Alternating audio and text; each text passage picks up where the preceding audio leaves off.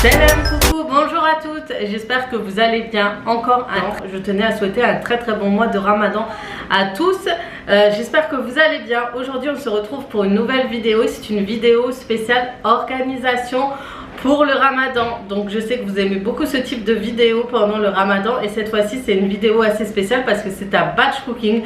Vous savez que je suis une grosse adepte du batch cooking, et cette fois-ci je vais faire un batch cooking spécial Ftour. Comme vous savez, je travaille, comme vous savez, mon mari est en déplacement et des fois c'est compliqué, autant pour lui que pour moi, de préparer les repas pendant la semaine. Donc quand je suis à la maison, il n'y a pas de souci, je fais au jour le jour, il n'y a pas de souci pour ça. Mais pour lui ça va être compliqué, lui il finit à des heures pas possibles, il va rentrer, il aura besoin d'au moins avoir deux, trois petits plats déjà prêts. Et quoi de mieux que de lui préparer en avance ces petits plats.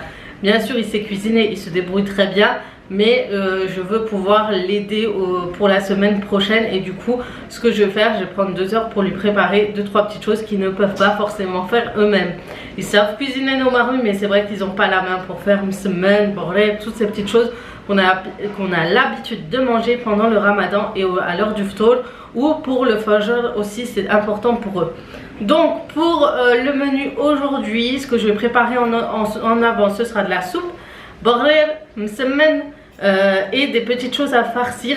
Vous allez voir, avec une farce on pourra farcir 2-3 petits chaussons, briques, etc.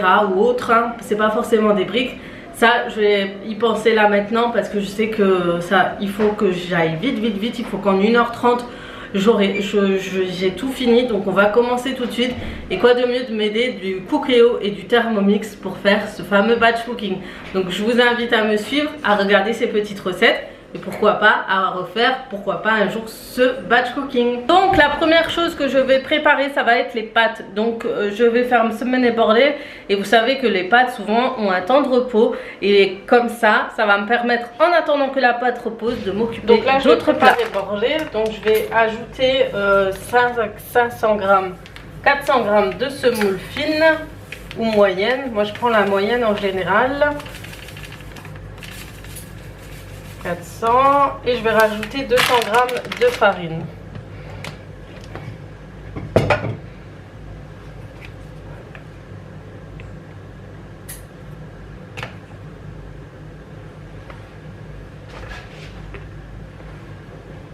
Voilà. Je rajoute la levure chimique que je mets d'un côté pour pas mélanger.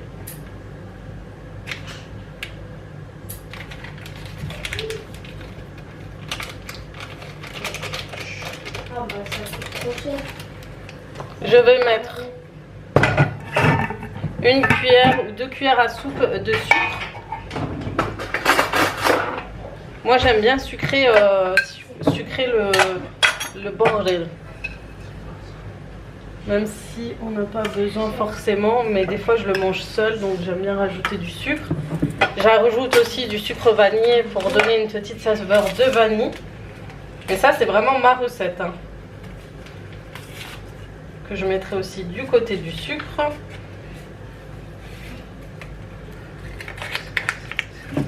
Ensuite je vais rajouter le sel.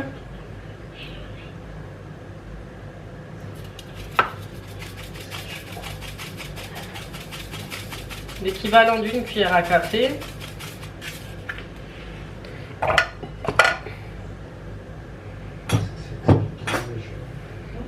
Et j'ai mis la levure boulangère dans un verre d'eau tiède que je vais verser à l'intérieur, et je vais rajouter environ 800 g d'eau.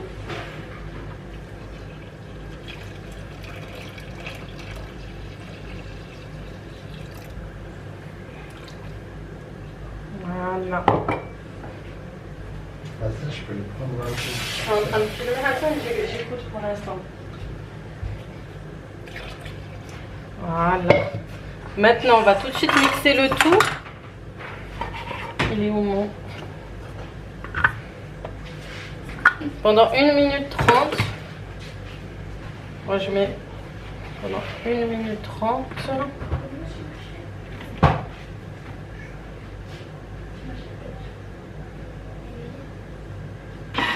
Et voilà le résultat de la pâte. Quand il y a des petits bulles au-dessus, c'est que elle va être normalement topissime durant la cuisson.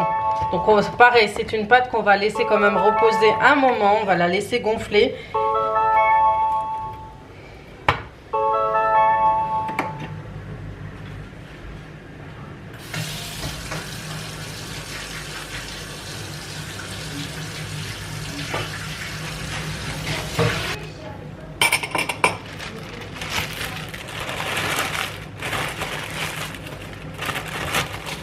Bon, on va commencer tout de suite par une pâte de semaine très facile à faire. C'est pas la même que celle que je fais habituellement, c'est celle que je fais quand j'ai pas vraiment le temps. Du coup là, je vais mettre 400 g de semoule, de semoule fine. Hop.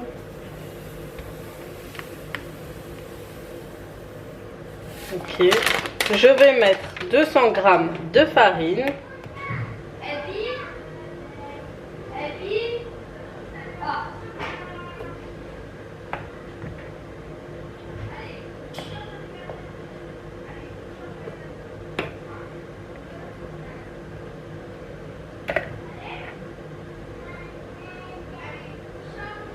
Voilà, 200 g de farine, une cuillère à café de sucre et une cuillère à café de sel.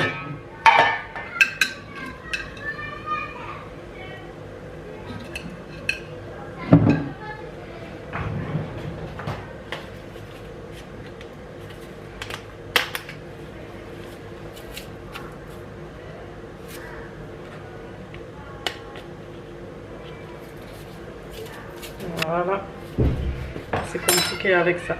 Ensuite, je vais mettre mon couvercle sans le gobelet doseur. Voilà.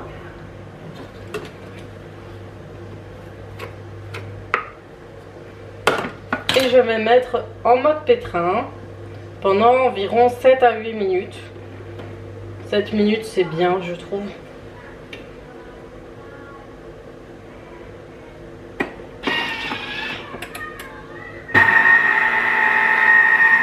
Et en fait, je mets de l'eau petit à petit. Bon, la pâte a bien été pétrie par mon Thermomix. Il est un tout petit peu collant. Je vais rajouter de la farine. J'ai mis un peu trop d'eau. Mais franchement, j'aime bien. J'aime beaucoup le rendu final en fait. Une fois que vous avez pétri, c'est... Voilà quoi. Autant la pâte à comment ça s'appelle, la pâte à Shebakia, elle se pétrit très mal au Thermomix. Autant la pâte à msemen, elle est juste trop bien. Regardez-moi ça, elle est trop belle. Voilà. Donc là, j'ai préparé un bol d'huile et un bol de beurre fondu. Je vais aussi mettre la semoule fine et je vais laisser reposer pour m'attaquer aux prochaines recettes. Donc je vais huiler mes mains et je vais façonner mes petites boules de msemen.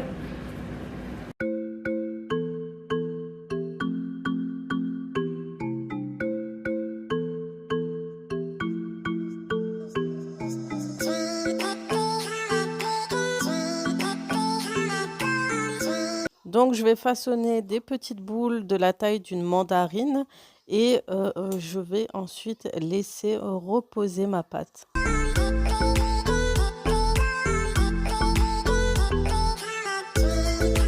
Et en attendant de les laisser reposer, je vais le recouvrir d'un chiffon propre.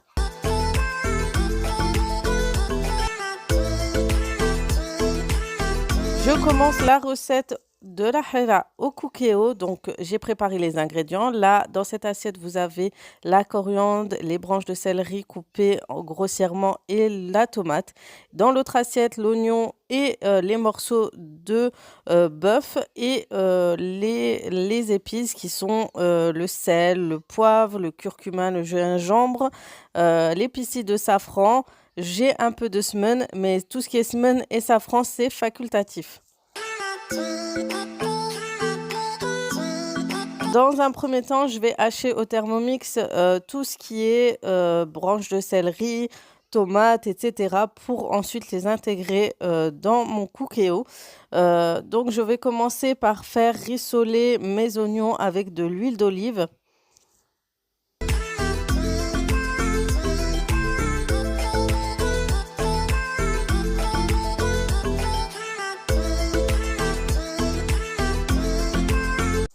Ensuite, je vais rajouter ma viande, un peu de semaine et les épices que j'avais préparées.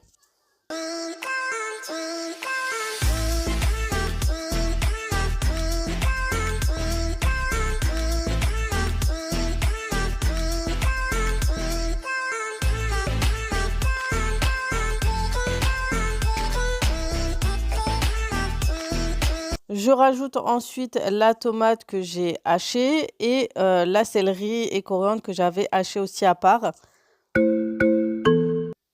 Chaque ingrédient que j'avais haché au Thermomix, j'ai fait vitesse 4, environ 20 secondes.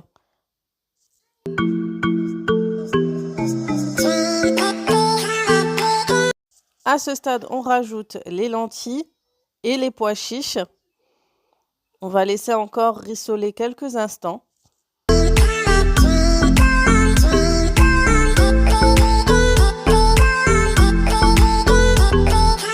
Et ensuite, je rajoute 1,5 litre d'eau, voire 2 litres. Et je vais faire la cuisson sous pression au cookéo pendant environ 25 minutes. À cet instant, je prépare le liant, c'est-à-dire l'eau avec le concentré de tomate et les 2 cuillères à 3 cuillères à soupe de farine. Et je réserve. En attendant, ma soupe va cuire. J'ai préparé 3 pommes de terre pour faire des farces au kefta. Vous allez voir, c'est une recette simple que vous allez pouvoir faire pour 2-3 farces différentes. Voilà. Après les 25 minutes de cuisson, à ce stade, si vous le souhaitez, vous pouvez rajouter soit des vermicelles ou des langues d'oiseau ou ne rien mettre du tout. Et vous pouvez encore laisser mijoter en mode mijotage moyen au cookéo pendant 10 minutes.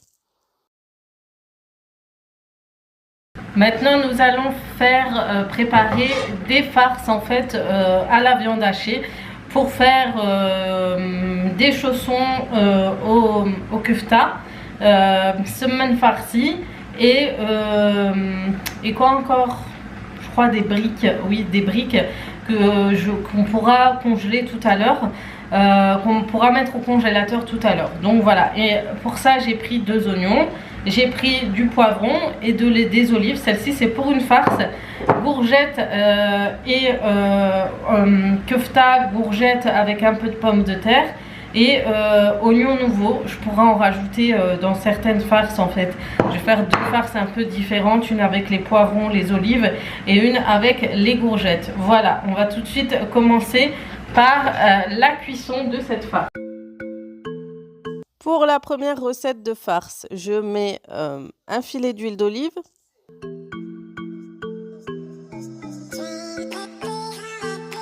Je surveille en même temps ma harira pour voir si les vermicelles ont bien cuit, pour rajouter par la suite le liant.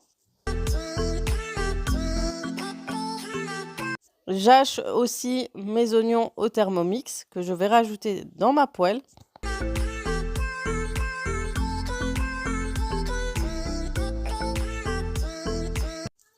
Je vais faire suer les oignons pendant un instant. En attendant, je vais rajouter le liant à ma soupe et je fais à ce stade au cookéo maintien au chaud et ça va cuire tout doucement. D'ailleurs, le top ici au cookéo, c'est vraiment la fonction maintien au chaud qui va éviter justement au liant de brûler vu qu'il y a de la farine et en général dans une cocotte traditionnelle, si je ne surveille pas ma soupe, eh ben, le fond brûle très facilement alors qu'au cookéo, pas du tout. On retourne sur ma recette de farce. Donc, j'ai fait suer mes oignons. Je vais rajouter ensuite le poivron et les olives. Je rajoute aussi ma coriandre hachée.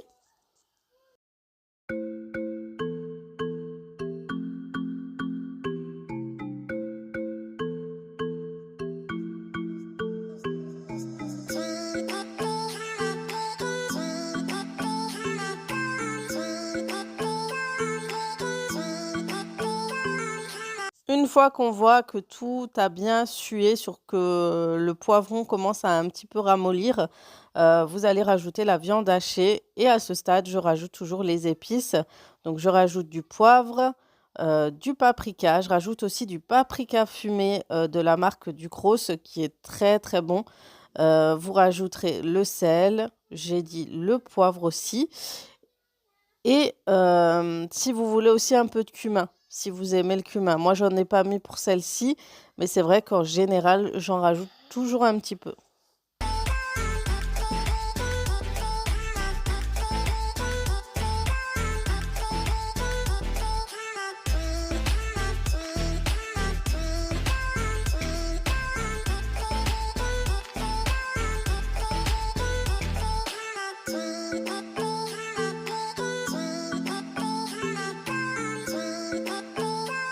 J'essaye d'écraser au maximum la viande hachée pour éviter qu'il y ait des gros morceaux en fait dans mes farces.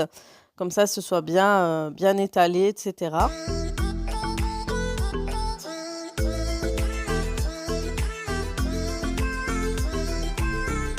Une fois que la viande hachée a bien cuit, on va rajouter 2 morceaux de kiri ou de vache qui rit selon vos goûts. Vous pouvez aussi rajouter du fromage râpé.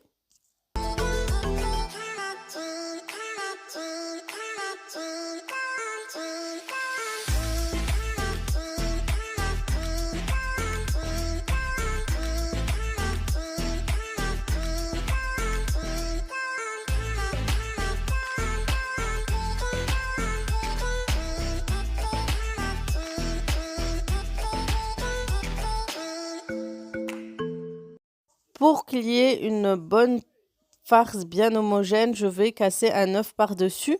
Je vais laisser encore cuire quelques instants et la farce sera terminée.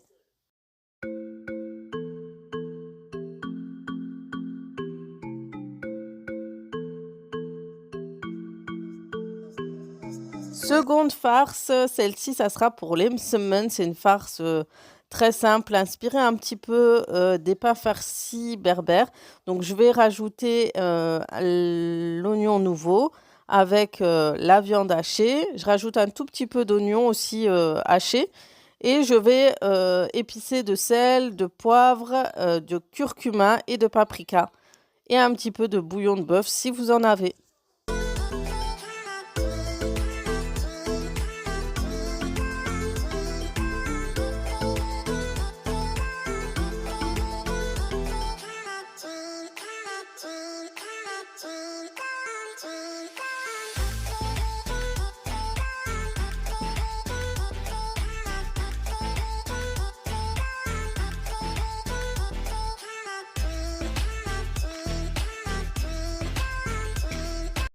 Troisième et dernière farce, je vais rajouter comme d'habitude mon oignon haché. Je vais mettre mes courgettes.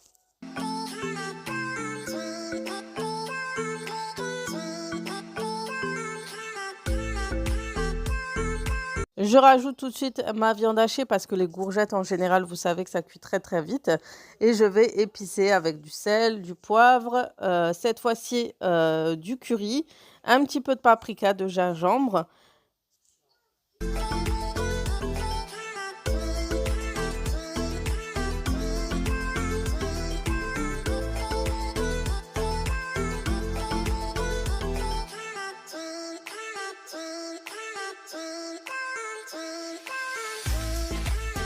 Ensuite, on va étaler et écraser la viande hachée pour qu'elle se mélange bien avec les courgettes. Et on va laisser cuire comme ça encore pendant 10 minutes environ.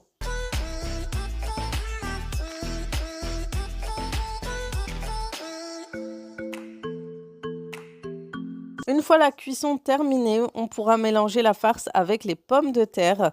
Donc les pommes de terre, vous pourrez au préalable les épicer juste avant avec du sel, de la noix de muscade et vous pourrez rajouter aussi de la vache qui rit aux pommes de terre si vous souhaitez, bien sûr.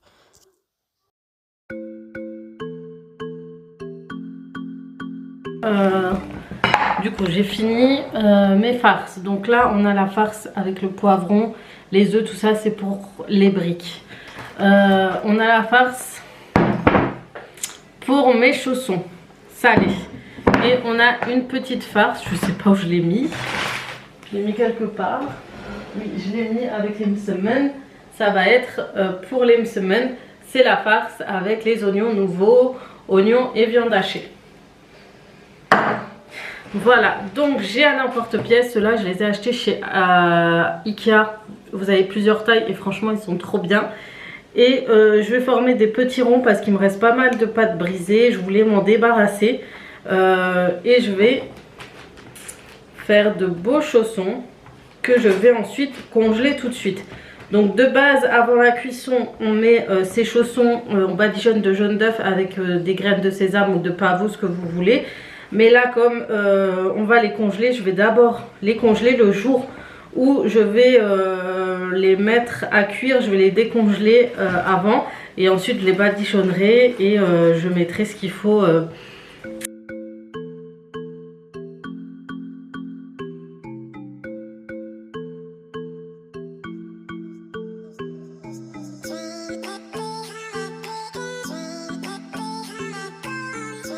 Donc je vais rajouter la farce dans chacune des pâtes. Je vais replier la pâte en deux. Et pour m'aider, pour faire la décoration et surtout pour fermer les chaussons, je vais m'aider d'une fourchette avec ces petites pointes. Je vais juste appuyer chaque contour pour faire cet effet de chausson qu'on retrouve facilement en magasin ou en boulangerie. Et je ferai ça avec toutes les autres pâtes.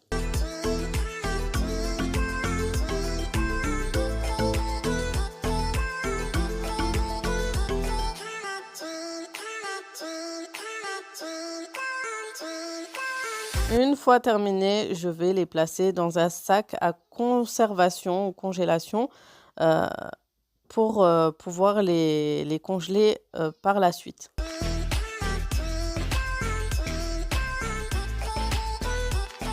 Chaussons, donc il me reste de la farce que je vais mettre dans un sachet à congélation et que je vais conserver pour une prochaine fois si jamais je veux à nouveau réaliser des chaussons. S'il me reste de la pâte brisée ou autre, un sachet de farce. J'aplatis toujours comme ça. Ça me permet d'avoir de la plage. Tout ce qui sera conservé, qui sera frais conservé, ils seront conservés dans mon congélateur à coffre qui sera en bas. Parce qu'en haut, je vais conserver tout ce qui est viande, etc.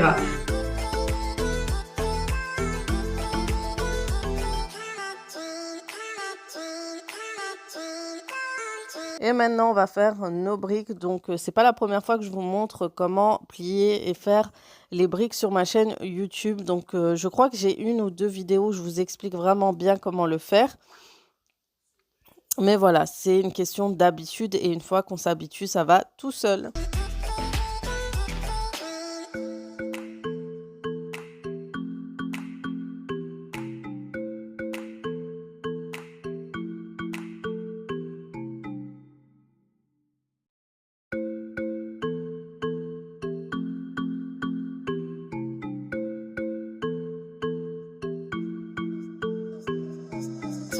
Et maintenant, on va s'occuper des msemen qu'ils ont bien reposé.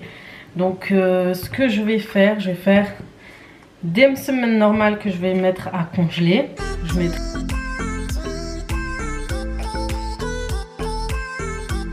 Donc, maintenant, je vais travailler mes msemen. Je vais les étaler pour ensuite rajouter du beurre fondu avec de la semoule et les replier ainsi jusqu'à former un carré.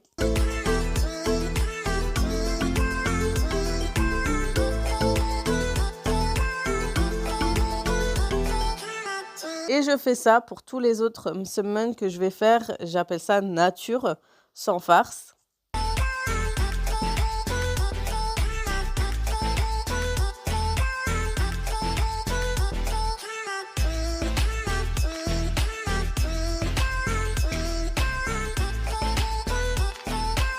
Et pour celle avec les farces, je fais la même chose qu'au début. Je vais étaler mon rond, je vais rajouter la farce au milieu et je vais replier en carré par-dessus la farce que j'ai ajoutée.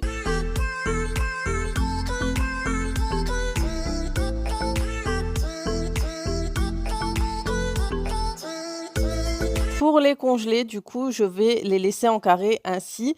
Comme ça, le jour où je voudrais les préparer, je vais les sortir tôt le matin, le temps de se décongeler. Et je n'aurai plus qu'à les étaler et les faire chauffer. Et maintenant, on va s'attaquer aux bordées. Par contre, eux, je vais d'abord les cuire avant de les congeler. Et regardez-moi cette beauté. Quand elles gonflent comme ça, c'est que ça va être de magnifiques bordées. Je me suis gardé un petit moment pour tout à l'heure parce que ça m'a donné envie.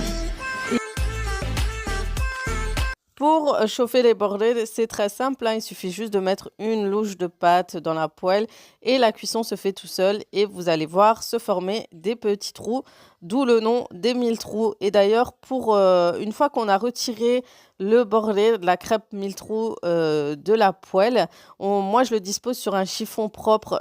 Ça permet qu'il reste bien tendre et moelleux parce que je trouve que quand il est posé tout de suite sur une assiette, il durcit très facilement en fait.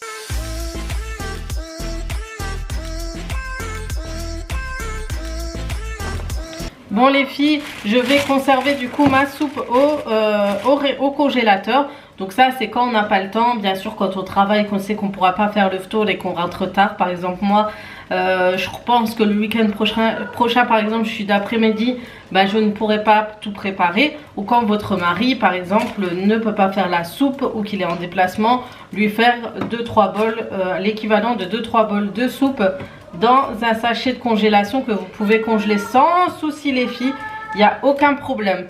Le goût ne change pas si vous le laissez décongeler tranquillement, il n'y a aucun souci. Par contre, ne congelez pas, le mettez pas dans la gamelle tout de suite et le chauffer, ça va pas le faire.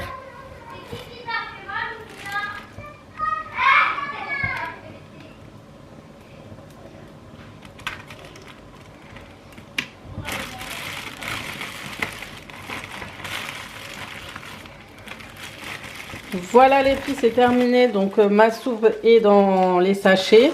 J'ai tous mes bordels, mes msemen, mes briques, mes chaussons à la kefta.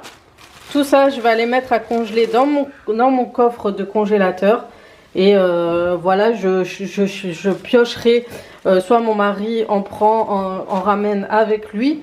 Et les congèlera là-bas, ou soit on prendra petit à petit quand on en aura besoin. Donc j'ai aussi mes briques ici, hein, j'ai fait pas mal de briques. Voilà, ça nous aidera beaucoup ce mois de Ramadan, Inch'Allah, quand on n'aura pas le temps ou quand je travaillerai du week-end et que mon mari sera seul avec les enfants.